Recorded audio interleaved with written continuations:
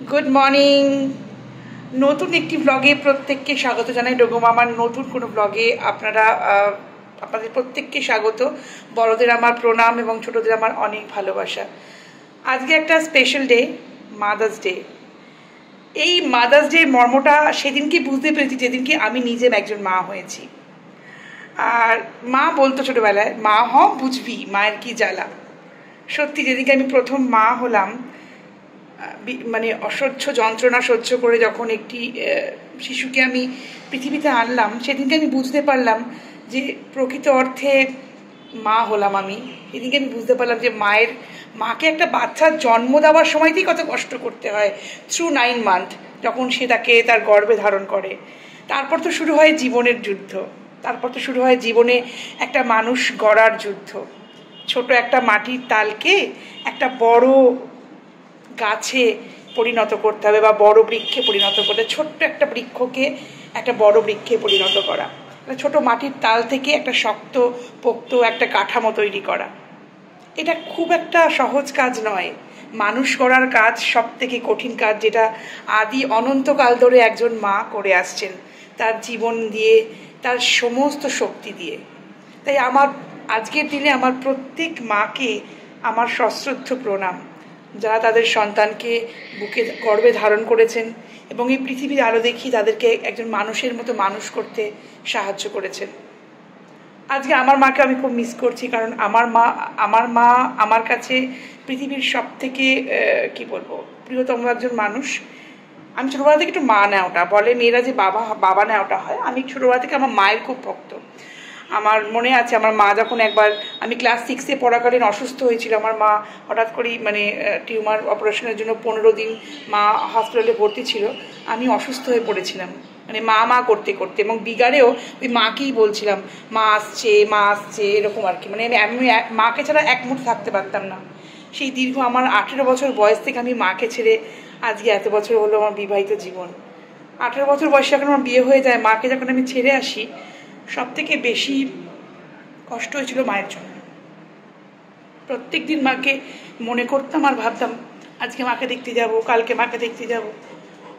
মা একজন এমনই মানুষ যে কিনা আপনাকে যতদিন থাকবে ততদিনও সে আপনার জন্য মঙ্গল কামনা করে যাবে, এবং সে যখন থাকবে না তার পুরো আশীর্বাদটা তার সন্তানদের জন্যই থাকে। মা একজন এমনই যে অসহ্য ছেলে মেয়ের অসহ্য যন্ত্রণা সহ্য করে, খারাপ ব্যবহার সহ্য করেও ঠাকুরের সামনে দাঁড়িয়ে ছেলে মেয়ের হয়েই প্রার্থনা করে যে আমার ছেলে মেয়ের ভালো করো। মা সেই হয়। আর একজন মেয়ে হিসাবে মা হওয়ার পর এটা প্রত্যেকটি দিন অনুভব করছি যে একজন মা সর্বস্ব দিয়ে তার সন্তানকে মানুষ করে। তাই মায়ের মতো জায়গা কেউ নিতে পারবে না। যদি বলেন যে আমার শাশুড়ি আমার মায়ের মতো, আমার কেউ কার মতো হয় না, বিশ্বাস করুন, মাই হয়। মায়ের কোনো বিকল্প হয় না। আর আমি ওই লোক দেখানি ব্যাপারটা করতে পারবো না যে আমার মা আর আমার শাশুড়ি এক। আমি শাশুড়ি মাকে কোনোরকম মানে অসম্মান, আমি আর শাশুড়ি মায়ের সামনেই এই কথাটা বলি যে দেখো, নিজের মাই হয় আর শাশুড়ি মা শাশুড়ি হয়, কোথাও একটা ফারাক থাকে, মাই হয়। তো সেই জন্যই বলছি, আমি ওই দেখানিটা করতে পারি না, ওই সোশ্যাল মিডিয়ায় ফটো দিয়ে আমার মা শাশুড়ি একরকম, আমি এরকম করতে পারি না। আমার কাছে যেটা সেটা আমার পরিষ্কার মুখের সামনে। হ্যাঁ, আমার শাশুড়ি মাকে আমি কোনোভাবে অসম্মান করছি না, বাট আমার মাকে আমি কারোর সঙ্গে গোলাবো না। আমার মা মায়ের মতো কেউ হয় না। তাই প্রত্যেকটি মাকে আমি তার সশ্রদ্ধ প্রণাম জানিয়ে আজকে আমি আমার ব্লগটা শুরু করছি। ভালো থাকবেন, সুস্থ থাকবেন, আর সমস্ত মায়েদেরকে ভালো রাখবেন, এটুকু বলতে পারি। আজকে আমার বেরোবার কথা ছিল, তো বেরোনোটা ক্যান্সেল হয়েছে। তো আজকে আমার বরফিকে বাড়িতে কানে যে হেমোটোমোটা হয়েছে ওটা বাড়িতে বার করতে দেওয়ার জন্য আসবে একজন। তো তাকে আমরা দুপুরবেলা আসতে বলেছি, আইদার রাত্রিবেলা, কারণ মেয়ে না থাকলে আমি পারবো না। সেজন্য দেখা যাক উনি কখন আসেন। দুপুরবেলা আসলে তো ভালোই, আর রাত্রিবেলা আসলেও আরও ভালো। যে কোনো সময় উনি বলবেন, সেখানে আসবেন, এসে করে দিয়ে যাবেন। জানি না তারপর কানটা কী হবে। এমনি ওর কান নিয়ে কোনো সমস্যা নেই, বুঝতে পেরেছিল, সব কিছু ও একদমই নর্মাল আছে। ব্যথা যন্ত্রণা হলে তো মানুষ কষ্ট পায়, জ্বর আসে, ওর কিছুই হয়নি, কিন্তু জাস্ট জায়গাটা ফুলে আছে আর কানে একটা ইনফেকশন ছিল, ইনফেকশনটা সেরে গেছে, আর মেডিসিন দেওয়াতে ইনফেকশনটা সেরে গেছে। এই হচ্ছে আপাতত আপডেট। সারাদিন যা করবো শেয়ার করতে থাকবো। চলুন। আমার বাচ্চারা ওই একদিন দৌড়ে গেলেন, এই যে স্কুবি, এই যে আমার বধূ বাবা সম্পূর্ণ ফিট, বসো, সম্পূর্ণ ফিট। সে হ্যালো, সে হ্যালো, সে হাই। ওই তুমি হাই করছো? ওকে ওকে ওকে, খুবই আমার খুবই হাই করছে। এই যে আমার আমার আমার কাজু, কাজু সেট, কাজু সেট, কাজু না নরম করে, নরম করে না, হয়েছে হয়েছে হয়েছে, হাইপার হয়ে গেছে, হাইপার হয়ে গেছে। আর এই যে বাইরে বসে আছে হচ্ছে এই যে আমার বরফি, আর এই যে আমার বধূ, আমার আমার ডিস্কো। ডিস্কো অনেক লোম উঠেছে, দেখেছেন? বুঝতে পারছেন?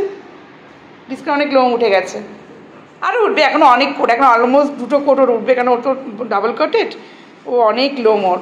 আর এই দেখুন সকালবেলার মারপিট দেখুন, এই যে ফেলে মারছে কাজু স্কুবিকে, বুঝতে পেরেছেন? এই হচ্ছে সকালবেলা আমার চিত্র আমার বাড়ি। আর ওই যে একদিন বসে আছেন খাটে মহারাজ। আর ওদের রান্না হয়ে গেছে সকাল সকাল, সমস্ত ওদের রান্না কমপ্লিট। আমি ঠাকুরকে দেবো, দিয়ে খেতে দেবো ওদেরকে। আজ যেহেতু মাতৃদিবস, আমার মেয়ে অবশ্য প্রায়শই আমাকে এই স্যান্ডউইচ করে খাওয়ায়, আজকে মাতৃদিবস বলে নয়, তবে আজকে একটু বেশি আমার মনে হচ্ছে আজকে আমি মেয়ের হাতে স্যান্ডউইচ খাওয়ারও, স্যান্ডউইচটা খুব ভালো করে, ভীষণ ভালো করে, আমি এত ভালো করতে পারি না। আজকে তো মাদার্স ডে, মা আর ছেলের বন্ডিং দেখো, ছেলে মাকে ধরে পিটাচ্ছে, মা ছেলেকে ধরে পিটাচ্ছে, রাইট নাও সিচুয়েশন আমার বাড়ি। This is called Mother's Day. কাল তুমি তোমার মাকে ভালোবাসতে পারছো না কেন? আর বরফি, তুমি তোমার মায়ের কাছে মুখ ঝুলে শুয়ে আছো কেন? এই যে মা শুয়ে আছে আর বরফি মার সামনে শুয়ে আছে। আর এই বোঝো আমার চির চির তরুণ, চির যুবক, যার কোনো পেডিগ্রি এগোতে পারেনি, তাই জন্য সে আজকে ভীষণ বিক্ষিপ্ত হয়ে গেছে, ভীষণ খেপচুরিয়াস হয়ে গেছে। আর এই যে আমার কন্যা, এই কি বলছিস না তুই আমাকে? তুই আমাকে কি বলছিস না তখন? কিছুটা বলছিলিস, বল বল, মাদার্স ডে মাকে কিছু একটু বল, কি বলতে চাস মাকে বল। হ্যাঁ বলতে তো চাস কিছু, বল বল বল, আরে বল না, আমার একটু আমার পরিবারের লোকেরা তোর একটুখানি কিছু কথাবার্তা শুনুক, কিছু তো বলার আছে। শরীরটা খারাপ জানি, আমার মেয়ের শরীরটা খুব খারাপ জানেন, 2 দিন ধরে জ্বর সর্দি কাশি, মেয়ে আমার কাহিল। হ্যাঁ তবু মাদার্স ডেতে সে আমাকে স্যান্ডউইচ করে খাইয়েছে, স্পেশাল স্যান্ডউইচ। হ্যাঁ যখনই খায়, তবে আজকেও করেছি, এটা আমার কাছে খুব স্পেশাল ব্যাপার। আজকে আমার টাইমও ছিল না একদম, আমাকে যে করে খাইয়েছে, তো এটা একটা বিরাট বড় ব্যাপার। সে এখন ফোনে বিশাল ব্যস্ত, যাই হোক।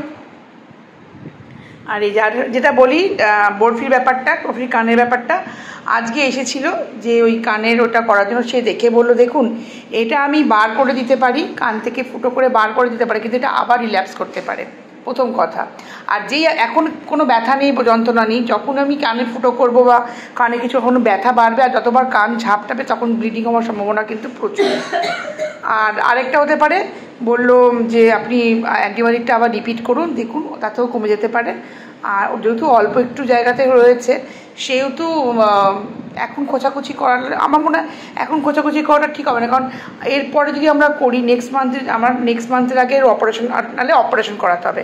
আর অপারেশন করালে পুরো অ্যানাস্থেসিয়া করে কান কেটে অপারেশন করতে হবে, সেখানে ওকে আমার টাইম দিতে, কারণ যেই অপারেশনটা হবে, যেই জ্ঞানটা আসবে ওর না, ও সমানে কান ঝাপটাবে। আর তো কলার তো পড়াতেই হবে, কলার পড়ালেও কান ঝাপটালেও কান সমানে ওই রক্ত বেরোতে থাকবে, তো তার জন্য মেডিসিন দিয়ে তখন ওকে টেক কেয়ার করে রাখতে পারে। এই মাসটা না যেহেতু আমার পুরো একদম ভরপুর মানে এই সপ্তাহটা, নেক্সট সপ্তাহ থেকে আমার কাজ পড়ে যাচ্ছে, আমি থাকবো না, মেয়ে থাকবে না, সেহেতু আমাদের একটু সমস্যা হয়ে যাবে। আর বাড়িতে অন্য ডগ আসবে, আমার বুকিং আছে, সেজন্য আর ওর কোনো অসুবিধা নেই বলে, এটাতে কোনো অসুবিধা কিছু নেই, ধাক্কা লেগে এটা হয়েছে। আর ওর ফোলাটা খুবই ছোটো, খাওয়া দাওয়া সব ঠিকঠাক করছে, তার মেডিসিনটা আমি আবার চালু করি।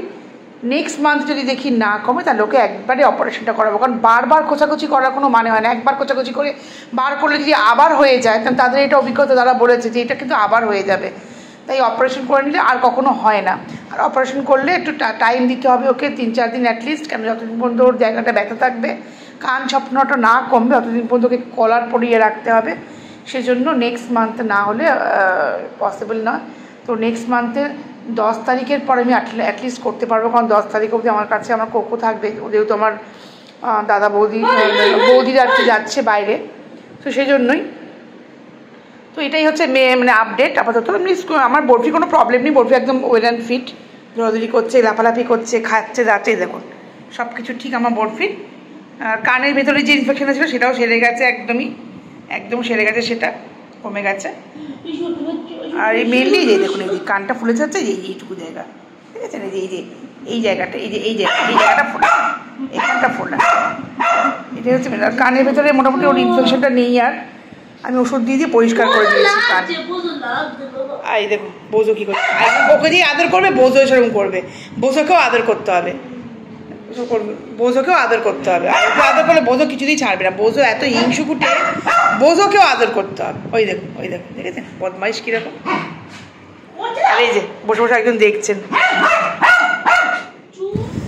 যাই হোক, রান্নাবান্না যেটা করেছি আজকে খুব শর্টকাটে করেছি। মেয়ে অনেক দিন পর বললো চিকেন খাবে, তো সিম্পল চিকেন করেছি আলু দিয়ে, আর একটু পাতলা করে আমের টক, যেটা মেয়ে খায় না, আর স্যালাড আর ভাত, এই আজকে রান্না করেছি, একদম সিম্পল রান্না। এই দেখুন মাংস দেখে একজন বসে আছে, এই মাংস দেখলে বোধ সামনে বসে থাকবো। আজকে আর সন্ধেবেলায় কোনো ব্লগ করতে পারিনি, তার কারণ আমাদের এখানে কোনো একটা পার্টির মিটিং ছিল, চতুর্দিকে মাইক লাগানো, বিশাল জোরে জোরে আওয়াজ, সেই আওয়াজে গান পাতা যাবে না, তো কোনো কথাও আমার শোনা যাবে না, সবই ভয়েস ওভার দিতে হতো। সেজন্য আমি আর বিকেলবেলার দিকে কোনো ব্লগ করিনি, যেটুকু যা করেছি দুপুরবেলা। আর বললাম তো বরফির কথাটা, যে বরফিকে আমরা আবার একটা ওই অ্যান্টিবায়োটিক যেটা দিয়ে দেখি, যেটা কমে যায় কিনা, তাহলে কী হবে, ওর তাহলে অপারেশন যদি করতে না হয়। আরও ভীষণ ছটপটে আমি ওটা নিয়ে।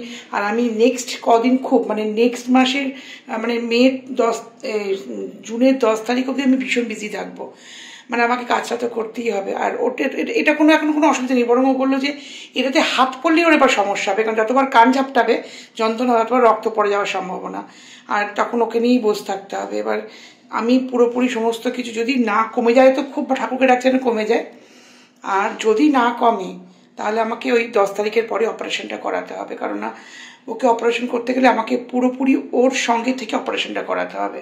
তাই মেয়ে বললো ছেড়ে দাও মা, তাড়াহুড়ো করে না করে, এতদিন তো রইলাম, আর ওর তো কোনো অ্যাসেট অসুবিধা নেই, সব কিছু ঠিকঠাক, একদম পুরো ফুল অ্যাক্টিভও, তো ওষুধটা খাক, দেখা যাক, যদি সেরে যায় ভালো। বারবার 2-3 বার করে খোঁচা করার কোনো প্রয়োজন নেই, কারণ সে বললো সিরিঞ্জ দিয়ে বার করে দিলাম, আবার যদি ওই জায়গায় হয় তাহলে আমাকে নেক্সট আবার অপারেশনই করাতে হবে। তার থেকে অনেক ভালো যে একবারই যাওয়ার হোক, আরেকবার চেষ্টা করে দেখি, তারপর যাওয়ার হোক। যাই হোক, এটা গেল আমার কথা। আর এই যে আমার এটা হচ্ছে মাদার্স ডে গিফট, আমার মেয়ে আমাকে এই এনে দিল, একটা মাফিন, খুব সুন্দর, এটা মানে মিয়ামোর এটা খুব সুন্দর মাফিনস এনে দিল। এই ছোটো ছোটো পাওয়াগুলি অনেক ভালো। যেদিন কেউ, আমি চাই অ্যাজ এ মাদার আমার মেয়ে অনেক বড় হোক, নিজের পায়ে দাঁড়াক, ও একটা ভালো মানুষ হোক। আমার মেয়ে খুব ভালো মানুষ এমনিতে, অ্যাজ এ হিউম্যান বিং ও খুব ভালোই। আমি চাই ওর জন্য সবার কাছে ভালো হয়, আর সবার আদর পায়, ভালোবাসা পায়, এটাই চাই। তার সঙ্গে সঙ্গে আপনাদের প্রত্যেকে প্রতিদিন যা বলি আজকেও তাই বলবো, please do like, share, comment and subscribe my channel, আর please hit the bell icon for all notifications, and পাশে থাকবেন, সাথে থাকবেন, আর আমাকে 2 কদম এগিয়ে নিয়ে যেতে সাহায্য করবেন। আপনাদের সাহায্য ছাড়া আমি কখনোই এগোতে পারবো না। দেখা হবে নতুন কোনো ব্লগে নতুনভাবে, ততক্ষণের জন্য টাটা, গুড নাইট।